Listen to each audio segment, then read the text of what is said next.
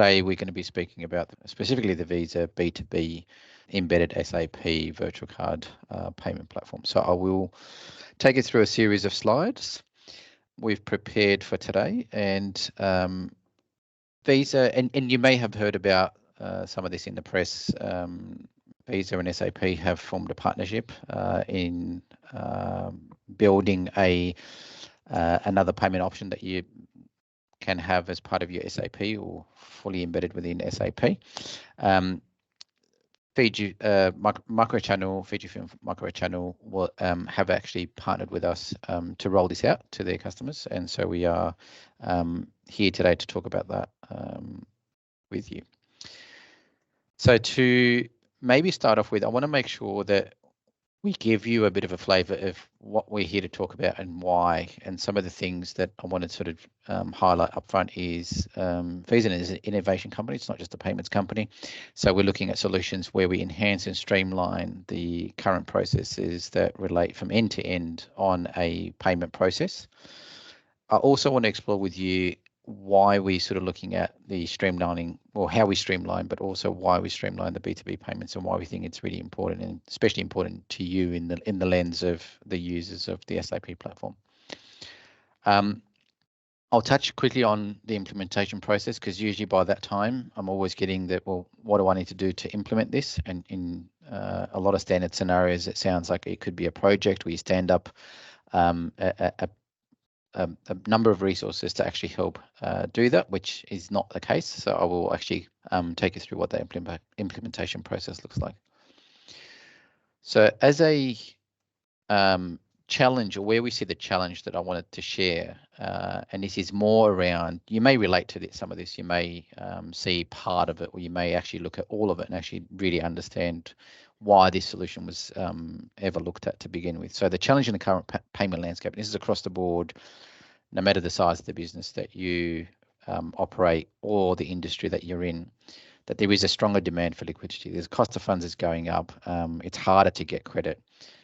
So there's essentially an idea where we're sort of seeing there's an increasing number of requests that have flown through. We're seeing the trends in all our payment across the board, where there is the card payment preference, or there is a reflection of where that growing importance of having access to working capital is actually really something that organizations are looking for, to be able to enhance the program that they manage, whether it's payables or T&E or travel, or any of the components that relate to the payments landscape or the operating in the business. There's also the efficiency story, which I've always been a huge fan of, sort of looking at it from my previous days before Visa, where I was on the client side. We always looked for ways of how do we actually improve our efficiency? How do we improve our payment structures? How do we look at B2B payments in a different lens? And what are the options that add value to the end-to-end workflow that we're currently doing manually, or having to multiple handhold or pass through to get to the payment side of things, which is always inefficient. So we are going to cover a bit of that. The last one is just where there's a rising need for the payment process to look at secure or better security, and there's a persistence around that there is larger fraud. We're worried about fraud. We're concerned about fraud. Particularly when you start to look at larger ticket items, or where you are paying larger sums of payment, and specifically if it's a first-time supplier or one-time vendor or first-time vendor that you are using today. The other lens that I want you to think about is suppliers also have a role to play here. And so there is a higher demand from suppliers to look at, similar to how you look at it from a working capital, cash flow, liquidity. The suppliers are also looking for ways of how they manage their budgets, how they manage their spend, how they manage their receivables, so they can also pay their payables. So there's a high demand from suppliers that are looking for immediate payments, or payments that meet terms in their terms. But we know that there's also a lot of inefficient process that sometimes sending the invoice to the wrong person that sat in someone's inbox for 3 weeks, it means it's already overdue and they're chasing you for an immediate payment the same day. Well, there's also a refinement of how that sort of process looks end to end. And they're doing this for inefficient cash flow that they have today, limited timeframes of where leading to those late payment charges or any of the downstream impacts that they may have between them and their suppliers could actually be a problem. And I think in some cases, some of these guys that you might be dealing with are actually small business, and small business, when you look at the New South Wales government's Small Business Commission, where they determined a 14-day cash flow is what a small business has before they have to dig into their own personal borrowings, which is always concerning, and I think something that we want to try to build something around that actually looks at a preference where it meets both needs. There's also a very payment preference, and I know that suppliers you may find some that would be less concerned about immediate payment and don't see value. And then there'll be some which actually on 30 days, some are 14 days. So with this SAP solution that I want to present to you today, it actually provides that control on your end, so that you're in control of when those payments are due and when those payments are made available, and that actually removes some of the manual processing on that side. The last one is where there's a limited card acceptance. Suppliers that accept a card today, you may in some instances find that there's your corporate commercial cards are used today. They may be using a one-off here and there. You may even have a supplier, or actually some suppliers demand a card. So if you look at SurveyMonkey, Facebook advertising, some of the cloud services, they only accept card, that there's no such thing as on account. So this actually extends that, and it allows for supplier payments to be paid for those that can accept or the ones that can't accept.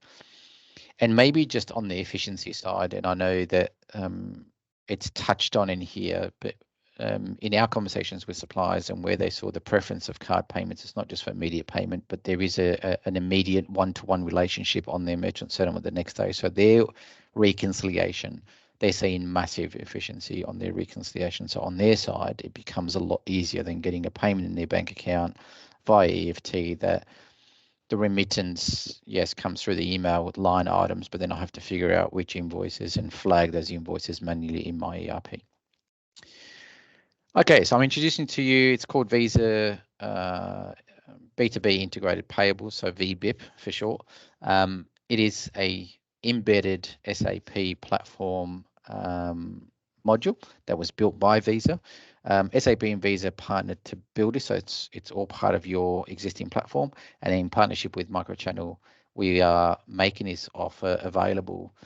It's actually ahead of release, so I am here to speak to you today, and you're getting the preference of getting that information before it's actually fully made available. It's not available on the SAP store yet, but it is something that we wanted to come out early on, give you a heads up, this is coming, make it available, and also kick off those conversations where we can potentially kickstart those conversations to have you first on the platform. So they're both for card accepting, non-card accepting. I'll actually mention that throughout. I will make a note that there is, towards the end, I'll just cover quickly how you can start thinking about that usage of card accepting, non-card accepting, and how you actually find the best way to look at suppliers that can be card accepting or non-card accepting. So the idea is that we want you to be able to track, pay, track, and reconcile all payments into one place. So consolidate your workflows and potentially pay all those card accepting, non-card accepting, all within SAP. It actually reduces the laborious manual task of the reconciliation on the back end of that payment. So the way it's built is not just the reconciliation side on the back end, and I might actually start right from the beginning.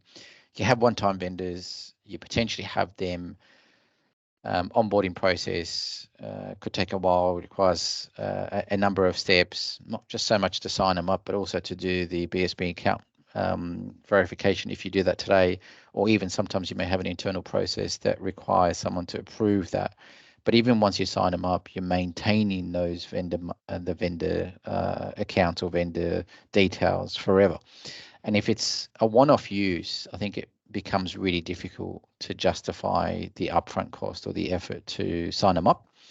And the idea is that this allows you to reduce that effort, because all you need to do to sign up a supplier for VBIP is the supplier name, and obviously that inherits a vendor ID automatically, but then the ABN details, because for your reference, address, contact name, phone number, all the usual profile setup, which is under 5 minutes to set up, and then we just need an email address, because that's ultimately where the supplier is receiving the payment instruction and to kick off their their sign up, whether they can accept and they take the card details directly into their systems, or they need to get onto a third-party platform, which I'll talk about in a sec, which processes those card payments on their behalf, and then it follows through with the payment on the back end.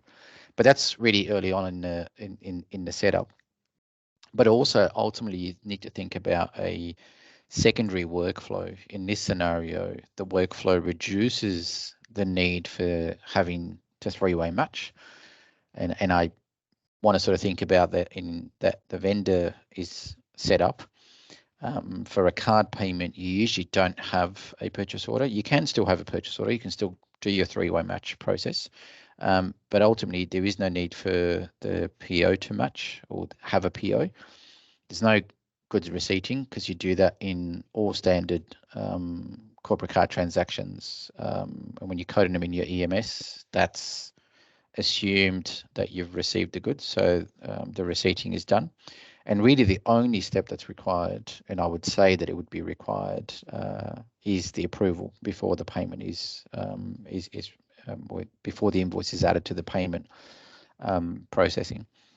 So it actually reduces some of those efforts. You can think about where some of those steps could be reduced. And I'll give a really good example. So if you have a Telstra account for your internet services that come in every month, could be it's an ongoing contract. It might be a 5-year engagement that procurement have signed off and approved with a limit over the next 5 years.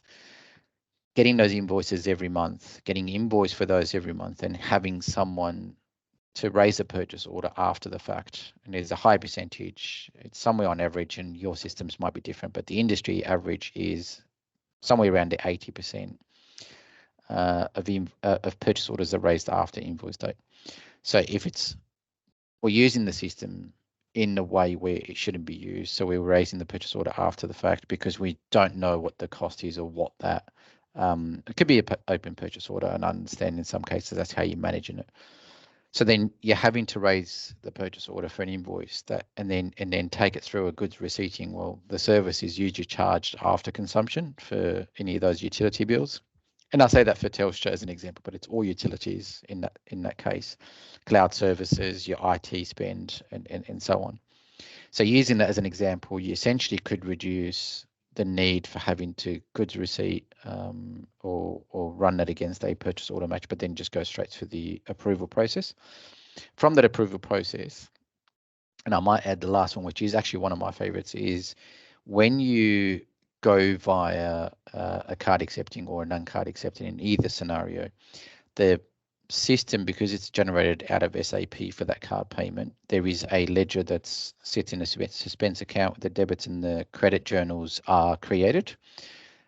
They wait for that transaction to happen. So it could take the supplier a number of days to transact on your card. They could do it the same day, but usual scenarios where a card is transacted, it's usually authorized, and it could be at least a day. Sometimes it'd be 3 days later before it's posted on your statement or for your bank account. So when that's posted, the messaging between and the integration between Visa and SAP is automatic. We notify your SAP setup in that instance that the card was used, and this is the transaction. So then your journal will be expensed and will be posted. So that actually allows for that to hold, and it auto sets up the debits and the credits, and then when that card is used, it then reduces the need for you having to do anything on the back end of that, which you may do very little if your bank feeds are already there for your transactions, for your EFT payments. But in this scenario, we know it's a one-to-one relationship. It's for that invoice, and we auto receipt or auto expense in it. The only thing is you have to do the end of month bank rec on the bank statement, which then gives you that total spend on cards through the SAP platform, or for those cards or those invoices that you paid on SAP, and then the return of that is again the same. So you're just doing that on the total, and then it should sum up, and it matches those. There are some reporting. There is some reporting in there that is specifically to the cards. We talk about two things on the reporting side of things, and although it's sort of outside of reporting, there is a decision-making process that you may want to think about in terms of who do we accept, who do we put on card, who do we don't put on card. And I get this quite often, so I think maybe the easiest way in where we sort of look at it in real time and where we find that there is a better outcome that if you paid in real time or on day one is things like your caterings, for example, any of the goods that you want urgently, utilities, it's post transactions, and so on and so on. But there's also some leeway into thinking about, well, where's the likelihood that a supplier will actually accept card versus suppliers that don't accept card and will be likely to be happy about that. You know, we start to look at procurement segments. So in your retail space, 99.9%, I want to say, it does have merchant accepting methods, and then will actually preferential payment ways of paying is via card. So then, you know, you can sort of start tackling some of those in that sort of scenario. The last one is just where around the working capital and the burden of having to learn a new application or having to go off. If you've seen any other offerings in the past, it would have been now leave SAP, now go into another platform, now pick up a card, issue that card, grab the numbers, and now copy them, put them in an email, or put them in the systems, or go onto some supplier's website to make the payment. So in this scenario, it feels like you're still within your own space. You're not having to train anyone on a new platform, and you stay within the same platform. There's some high-level benefits that I just want to touch on a couple, and I'm just conscious of time. I want to make sure we have plenty of time for Q&A, and I'm expecting and I'm hoping there'll be a lot of time for a lot of questions. The key highlights, I've mentioned a few of those, regardless of who you're paying, card accepting or non-card accepting. The reconciliation process eliminates the need for switching to another environment, but in the finance group or with CFOs, or where you're sort of looking at, this does actually allow you to extend the days to pay, and it could be anywhere between 44 days to 55 days, depends on your issue or your bank and who's giving you your corporate cards today and what the current agreements look like. I may also mention that if you've got a current card program with a provider, it is most likely, and we can look at it, but it's most likely enabled for this, so you can actually just use that card or that card program. We issue new cards just for this SAP setup, just because it's not something that you want to mix up with all your other T&E or travel purchases. So it then becomes a separate line item that you can actually then manage a lot easier. It allows you to monitor your payments and reconciliation processes all in one, and that specifically talks through, as those cards are being issued and for those payments against those invoices, you can view at any time, or as an administrator, you can view at any time what are the number of cards that have been issued, which ones have been used, which ones haven't been issued yet, haven't been used, and why and how long it's been. So then it sort of allows you to sort of go back to the supplier. You can reissue it to a supplier. Maybe there is a scenario where a supplier may never received it, or they just haven't really got to it. So I think it sort of gives you that flexibility of monitoring those, and you can cancel them at any time and reverse them if there is an issue, and so on. It's probably the last point there is probably just the bit that's probably on back of everyone's mind is what's his cost, or how much do I have to pay? There is actually no cost. This is provided no cost in terms of there is no cost to Visa, there is no cost to SAP to have this. It's just another payment type. Where the costs are potentially on the actual transaction itself. So if they're a supplier that's card accepting, there is no cost. But if there is a supplier that's not a card accepting, there is a cost for that third party that will actually process those payments on their behalf, which I'll cover in the next slides. So this is ultimately how it looks like end to end. So you're a corporate customer that you select, you opt in for Visa B2B payments. So this is available via the App Store, the SAP App Store. And then once you've downloaded, you've set it up, you put your card credentials against it, which your bank will be able to give you. Then all suppliers that are flagged as card payments, so whether and this is more to be specific, this is where you've determined that these suppliers who I want to pay on card will actually then land in that first flow. So it's I'm a card accepting or non-card accepting, and then all payments that are made for those suppliers, regardless. So you do it as a one-off. It's not an exercise where you have to click that every time, but you can look at an invoice and say, actually, I want to flip that into a card payment. So then you can actually select that invoice and then make it a card payment, regardless of whether the supplier was flagged as a card payment supplier or not. And then basically it routes in two different ways. If the supplier can accept card, they will receive the card, they'll transact on that card, nothing different on your end. So from the AP team, they see nothing different. It's just you're pushing that payment file at the end of the day. For your EFT, these ones here are all in real time in API driven sort of scenarios.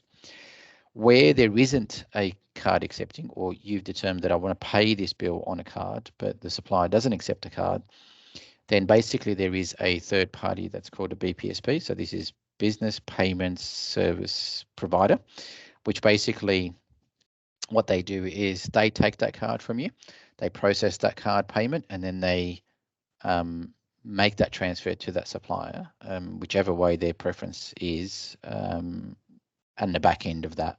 So they basically become someone that actually processes on their behalf. In some cases, we've seen that the supplier can take a card, but they prefer the BPSP because the BPSP can take a large volume and process that large volume on their behalf much quicker than they can do. The supplier in that scenario is onboarding themselves with the BPSP, so you don't actually have to onboard them. Well, you do at a high level in terms of for your vendor master list, but then once you've made that payment, this scenario, the supplier will actually onboard with the BPSP. They have an agreement with each other, and then they basically process those payments and actually can go and change their preference to how they pay, how they get paid, and so on. So the onboarding process, and just simply at a high level, what I wanted to cover with you is that this is not a project. This is not a weeks and resource heavy or engagement to get this set up. Basically, once it's made available, and we'll actually announce it very shortly, and we'll send you a link, but you go onto the SAP store, you will see that there is a SAP Visa, SAP VBIP icon. You click on that. And then once you click on that, they'll ask you for some information. That then goes to MicroChannel. MicroChannel then will go in the background and actually get you set up. It takes about 2 days. So there's a install of a module, or let's just call it a configuration that happens in the background that MicroChannel will spend time setting it up for you. The next day, you'll see it up on the screen. It becomes available to the administrator of the account, or in SAP. In SAP, that icon then gets clicked. There's some T's and C's to sign up to. You put your card credentials against it, and that's pretty much it. You start using the system. So then you can go through, look at your suppliers, look at the mix of suppliers. There's a number of options. You can go one supplier at a time and do that individually, or you can go by category and search by category and do a bulk update to all the suppliers that you want to flag as card payments. And then that starts to trigger card payments moving forward, and you can start using it. So we do say it takes 2 days. It's not so much a 2-day exercise. It's really just the timing of when you'll be able to use it from the day you initiate the setup.